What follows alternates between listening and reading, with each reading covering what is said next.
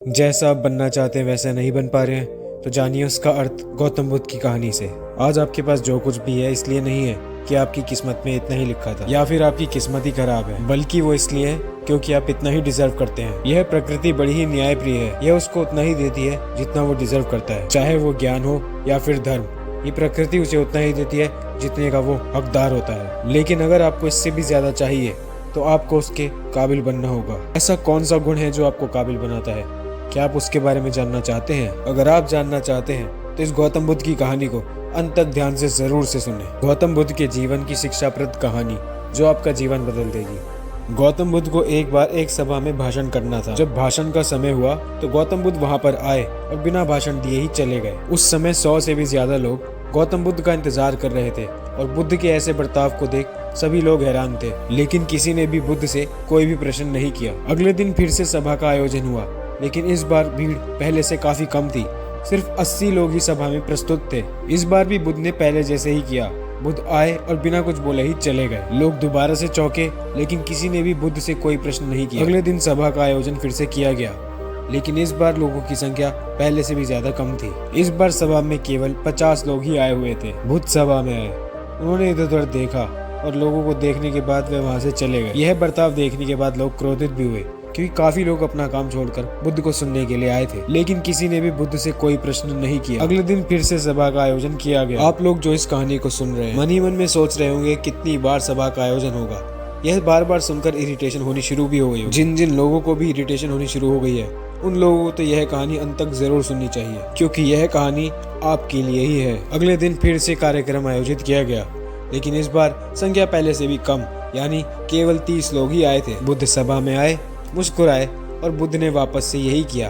वह वहां से चले गए। जैसे ही बुद्ध जाने लगे लोगों ने उनकी तरफ ताने मारे।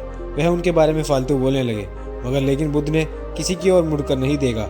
वह वहां से चुपचाप चले गए। अगले दिन फिर से कार्यक्रम का आयोजन किया गया और इस बार संख्या पहले से भी ज्यादा कम, यानी सिर्फ 15 लोग ही सभा में आए हुए थे। इस बार बुद्ध सभा में आए, लेकिन इस बार बुद्ध ने वो नहीं किया जो वह हर बार कर रहे थे। उन्होंने अपना आसन ग्रहण कर लिया।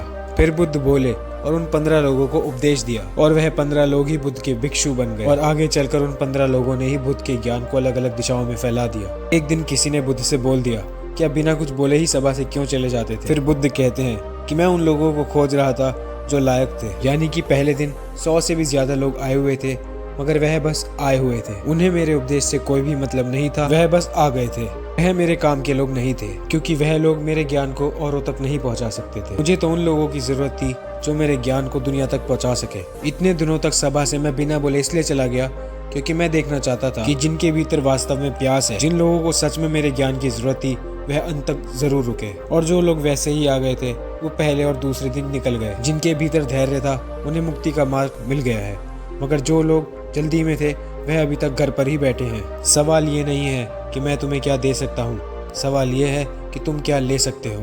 तुम्हारा पात्र कितना बड़ा है और कितने के तुम हकदार हो। जितने के तुम हकदार हो उससे ज्यादा तुम्हें नहीं मिलेगा। फिर वह व्यक्ति बुद्ध से पूछता है कि बुद्ध, लायक हम कैसे बने? फिर बुद्ध कहते हैं इसका उत्तर है धैर्य। जिस व्यक्ति में धैर्य होगा वह अपने जीवन में कुछ भी प्राप्त कर सकता है। सभा में अनेकों लोग आए हुए थे, मगर जिनमें धैर्य था अंत तक वही रुके। जीवन में भले ही तुम्हारा लक्ष्य कितना भी बड़ा हो, मगर बिना धैर्य के उसके चरण सीमा तक नहीं पहुंचा जा सकता। फिर वह व्यक्ति बुद्ध से पूछता है कि कोई भी व्यक्ति अपने भीतर के धैर्य को कैसे बढ़ाए?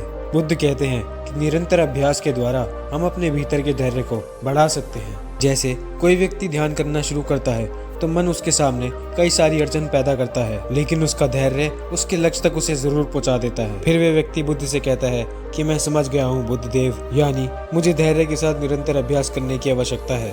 अब आपको समझ में आ गया है कि आपके पास वो क्यों नहीं है जो आप पाना चाहते हैं, क्योंकि आप उसके लायक नहीं हैं। लायक तभी बनेंगे जब आप अपने भीतर जो धैर्य है उसको बढ़ाएंगे। और धैर्य कैसे बढ़ेगा?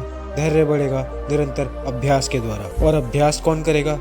अभ्यास करेंगे आप। तो फिर करते क्यों नहीं? खुद से ईमानदारी के साथ एक प्रश्न पूछिए, जो आप भविष्य में बनना चाहते हैं, क्या आप उसके लिए धैर्य के साथ कर्म कर रहे हैं? अगर उसका उत्तर नहीं है तो अपनी असफलता के लिए आप जिम्मेदार खुद होंगे।